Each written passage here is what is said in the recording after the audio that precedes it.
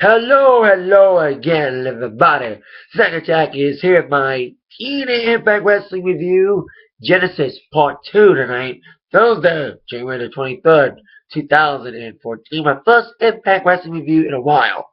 Now, I've been on vacation in different kind of while, so I kind of missed, not exactly missed, Genesis Part 1 last week. I was in Denver. My hotel didn't have Spike TV. So I went to a sports bar, missed the first hour, missed the match between Sting and Team Sting and Team Dixie.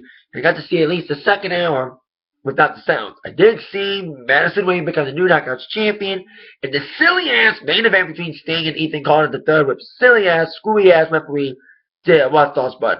If you saw my last TNA Impact review, I kind of been complaining about how TNA is no fun anymore. TNF, totally not fun anymore to watch.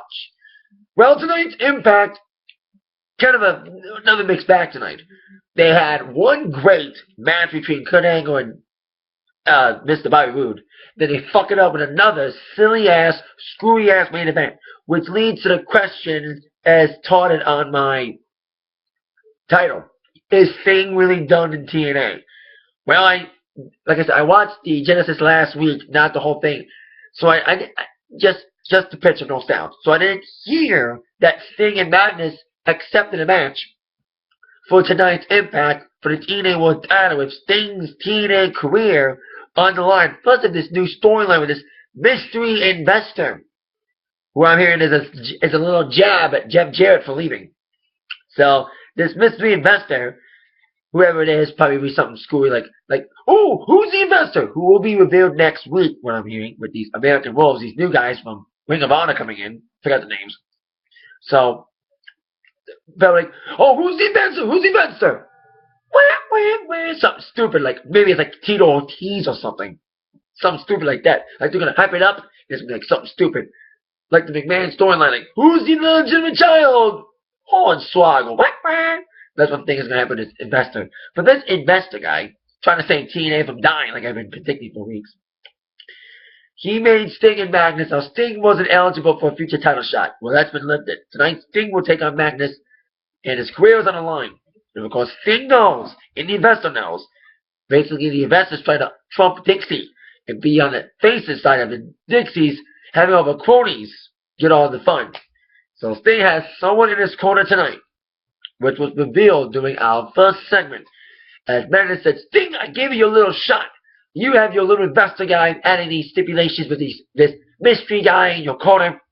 Well, I'm going to make my own little stipulations. No DQ, no counter. Make sure my little cronies can't get involved.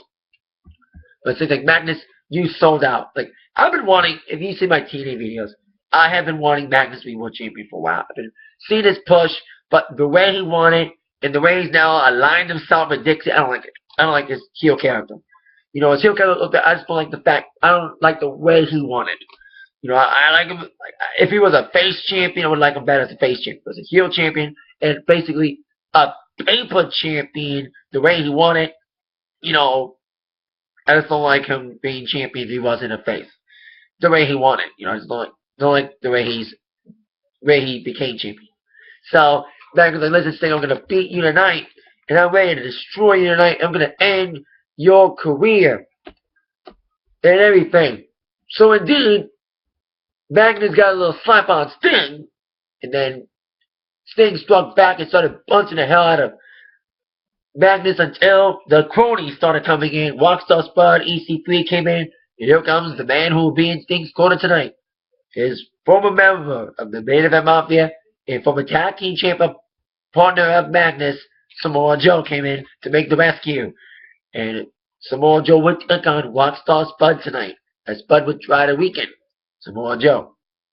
But you know the old saying goes, Joe's gonna kill you, Joe's gonna kill you. Before we would see if Joe would successfully kill Rockstar Spud tonight, we have an event to do. Part 2 would start off of Genesis with James Storm against Gunner in a briefcase on a pole match to determine who would be the sole winner, the sole possessor of the TNA Feast of Fire World Championship briefcase. I knew this match was going to happen. I've been seeing the build-up for weeks. You know, they had a match a few weeks back, and it was a no contest, so I knew they were going to have another match at this Genesis event and have the briefcase hung up and on the line.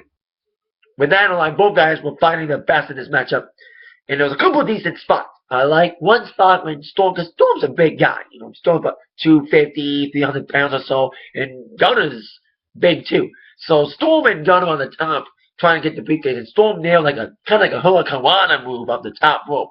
To see a guy like Storm do that kind of move, a move that normally would be done by light heavyweights or cruiserweights, or like people like Rey Mysterio, and people in the X division like Aries and Saban, which we would see in our next match, would be impossible to see a guy like James Storm do it. It was a great, decent move, kind of like in a weird angle, but still, that's what happens when 300 guys trying to do a move normally done by 200-pound guys, cruiserweight move to a Hurricanrana.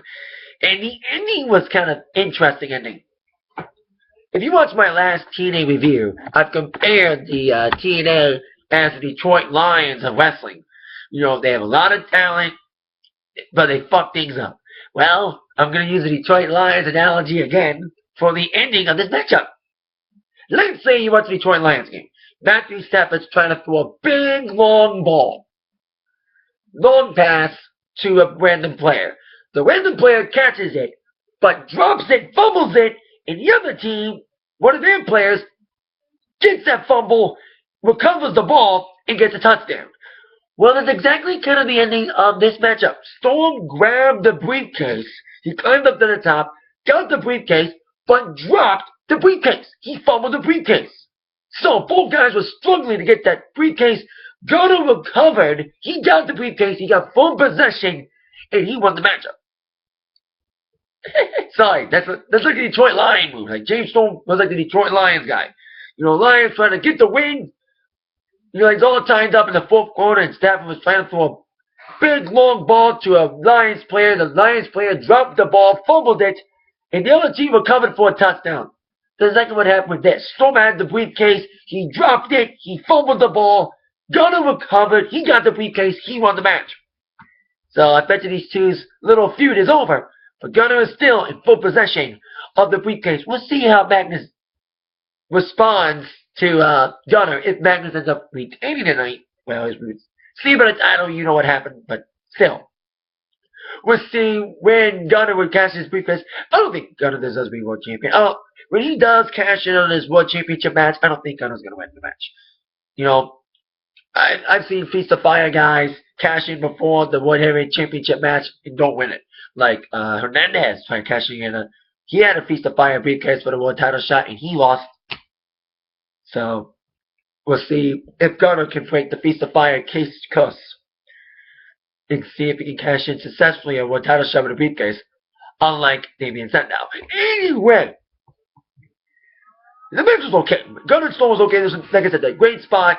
And the ending was kind of interesting. Now, screw the ending, but it was a fun ending. Now, on our next matchup, we have, of course, the X Division Championship time. Speaking of championships, we have Chris Sabin defending his X Division Championship against Austin Aries with his girly friend, Velvet Sky, locked in a cage. I bet you I know what song was in Velvet Sky's mind as she was in there. Despite all my rage, I am still just a girl in a cage. Despite all my rage, I am still just a girl in a cage. So I had to make a Smashing Pumpkins reference, especially since Billy Corgan was rumored to buy TNA. Maybe he's the investor. True or not? Probably not. Anyway, had to make that little reference. Sorry. And Velvet was walking around with a bag. And we would see from the Impact 365 footage, Velvet was handed a bag from her little boyfriend, Chris Sabin, to bring to her to the cage to throw down a lead pipe that was in the bag. Well, she bought the bag. In the bag, what you got in that bag? We would see what was in that bag, what she did bring out to the ring later on in the evening. The match between Sabin and Aries, I've said about these guys, these two are the best X Division guys going at it, and these guys are kicking X Division up a notch.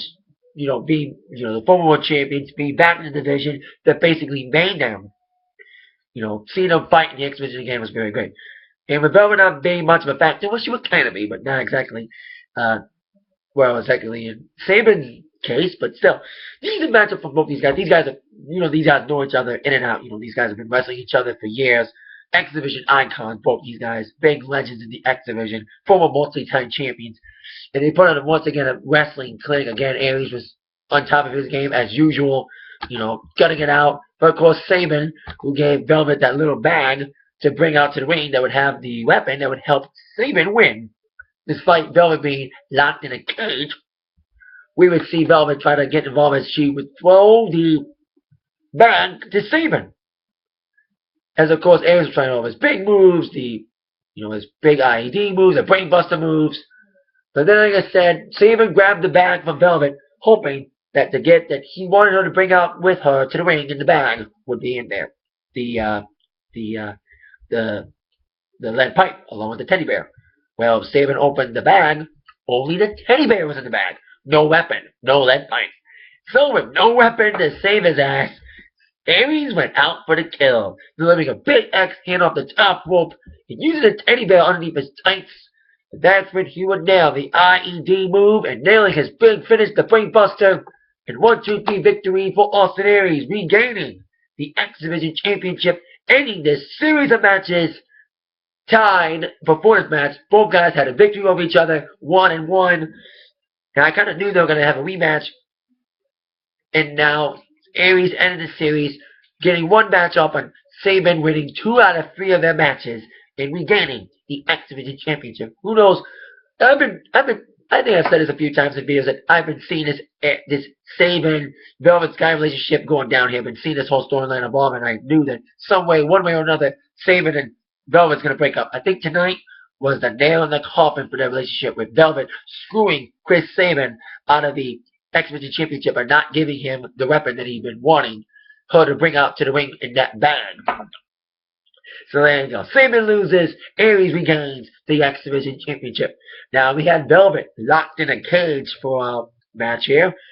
Speaking of cages, we would have a bigger cage to lock 2 men in that really despise each other. Kurt Angle and Bobby Roode.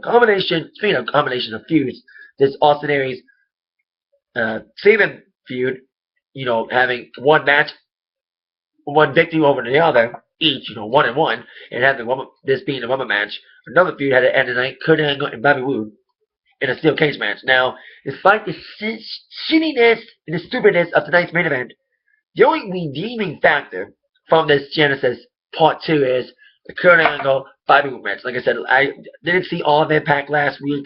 Just saw a bit of the Genesis Part 1 last week. The silly ass main event with thinking Ethan Carter the third. God, that was fucking stupid. But this match is kind of redeeming. The only redeeming factor from TNA lately is this match. Kurt Angle and Bobby Roode. Great cage match tonight. Not a whole lot of blood. You didn't see Angle bleed. It was just a very physical match. These two want to beat each other up, especially with a lot on the line. With Kurt Angle been wanting, thank you, Peter Galley, been wanting to avenge everything and get this one win, just at least one win over Bobby Roode to redeem himself and make him eligible and, and rewarding of being awarded a spot in the TNA Hall of Fame. There was a lot on the line tonight in Impact. Kurt Angle putting up his Hall of Fame spot on the line tonight in this match against Roode. Sting putting his career on the line. So a lot was on the line tonight in Genesis. In this match between Angle and Roode, probably the best match in this series of matches. Very grueling match. Very physically demanding. There's a lot of great spots. One spot that would, of course, be the equalizer in this matchup was Kurt Angle and Bobby Roode fighting, every time they climb over the cage, one guy would drag the other down. Angle had weakened Bobby Roode up after Bobby Roode tried to beat up on Angle. Angle would come flying back with his big moves, the big German suplexes, and he had weakened and brought down Bobby Roode, and of course, ways to win this match, climbing out through the cage, going through the door, pinning submission. Well, Angle looked like he was going to climb successfully out of the cage and finally get his win over Roode. But then Angle, trying to be a daredevil, trying to do the exact same thing he tried back in WWE using this match, a steel cage match against Chris Benoit. He climbed out, he was climbing out of the cage, looked like he was going to escape, but Angle instead went for like a flying headbutt move on Benoit, crashed and burned. That's kind of exactly what he did against Roode. As Angle looked like he was going to climb the cage, instead he was going for a moonsault off the top and missed. Bobby moved out of the way, and Angle crashed and burned. And Angle was down and out, and Roode was going to take advantage by climbing out of the cage, climbing through the door. But every time he would climb through the door, Angle would try to pull him back in using the ankle lock. Despite the punishment and getting knocked out from that vicious attempt at a moonsault went wrong, Angle kept fighting back despite Wood trying to capitalize on it and beating up on Angle. And like the Gunner James Storm match, I like the ending of this match. A very good ending between these two guys. Beating up on each other, and both guys were climbing out of the cage at the same time. Kurt Angle was climbing through the top again, while Wood was trying to walk through the door. Angle got out first. He touched his feet first, climbing out of the cage. Angle wins the match. Angle finally beats Bobby Roode, and he will be eligible to finally get the TNA Hall of Fame spot that he's been richly been wanting to redeem himself and prove that he's deserving of this Hall of Fame induction. He finally proved himself tonight by beating Bobby Roode in a great steel cage match, the only redeeming factor for tonight's Impact. Great physical match between these guys. I wish there was a little bit more blood and maybe more weapons, but still, very physical, very demanding matchup tonight between Kurt Angle and Roode. Probably the best TNA match I've seen in a while. Probably the only good match I'll see in TNA these days. So there you go. Kurt Angle wins over Roode. Now we got a lot going down next week. TNA is in Glasgow, Scotland. We got the American Wolves team making their in-ring debut. Plus, like I said earlier in the broadcast, they're the ones that brought up this investor. This investor will make his appearance next week. Also next week, tag team title shot. We have the Bromans taking on defending their tag titles against Abyss and Eric Young. Now, Bromans in a promo. Now, Taz has been a fan of the Bromans. Is Taz face all of a sudden? Because Taz making fun of their promo. They're like doing all these hashtags. Hashtag yo bro. It was an annoying promo. They got Eric Young came out to try to shut him up. But of course, he's been doing this whole Abyss Joseph Park thing. We all know Abyss is Joseph Park. Joseph Park is Abyss. Well, I knew that someone was going to come out to save Eric Young after he tried to single team on both Bromans, and of course, Zima Iron too. But then here comes the monster Abyss, coming out to beat up on the Bromans, delivering a black hole slam, shock treatment, a choke slam. He almost choke slammed Eric Young, because Eric Young's had this sick experiment about Joseph Park being Abyss. And it looked like the monster was going to turn on the scientist that brought him back to life. But he didn't. So apparently it won't be Joseph Park and Eric Young against the Bromans. It's likely going to be Abyss and Eric Young against the Bromans. We could have new tag team champions, but who knows? Because I don't like the Bromans being tag champs. You can tell a division is weak when the tag champions are the douchebags. I mean, the Bromans, you know? And now that Aries is the champ in X Division, Zima's got the briefcase for that title shot. So we'll see if Zima cashes in soon on the X Division champion. Now we got our next matchup. The British Dream as being motivated by Ethan Carter III, trying to be the Lion, as Walksaw Spokes trying to not be fed to the slaughter against Samoa Joe. Well, he did got fed to the slaughter. I don't even want to tell you. Despite Spud's best efforts, Joe set out to do, and he did exactly what he does best. Kill people. He just destroyed Spud, man. Spud's a small dude. I'll give Spud credit, but he just got fucking destroyed tonight. The old saying goes, once again, Spud, and Joe did exactly what he does best. Joe's gonna kill you. Joe's gonna kill you. Buster, like in a clutch, big squash victory for Samoa Joe, trying to get momentum as he would be in the corner of Sting in a main event matchup, as Sting would take on Magnus for the TNA World Heavyweight Championship. With Sting's career on the line, no DQ. That means it would give all of Dixie's cronies an opportunity to interfere. But with Joe standing guard, being on Sting's side, we should have thought, despite Joe being in the corner of Sting, we should have known some shenanigans was going to happen. There was one tease at the middle of the matchup. Ethan Carter did try to come out, but Joe made him stand back. But Ethan Carter would come back with backup. We should remember 2 weeks ago with the AJ Styles Magnus match. You know, it was supposed to be this, no DQ, no count out, just one-on-one. It was basically 10-on-1, all the cronies taking on to basically Magnus having 10 guys do his dirty work to beat up on AJ. He won out of it. Well, that's exactly what fucking happened tonight in this screwy-ass ending. Despite Sting's best efforts, 2 referees got knocked down in this matchup, and all the cronies came out. Like I said, Ethan Carter came out once. He got scared and ran out to the back. He brought back with him the cronies. Kaz, Daniels, Team Dixie was aligned. Zima Iron, the Bromance, Bobby Roode, Kurt Angle trying to come out. Of course, the three members of Main Event Mafia that still are in TNA, Angle, Sting, and Joe, was trying to have each other's backs.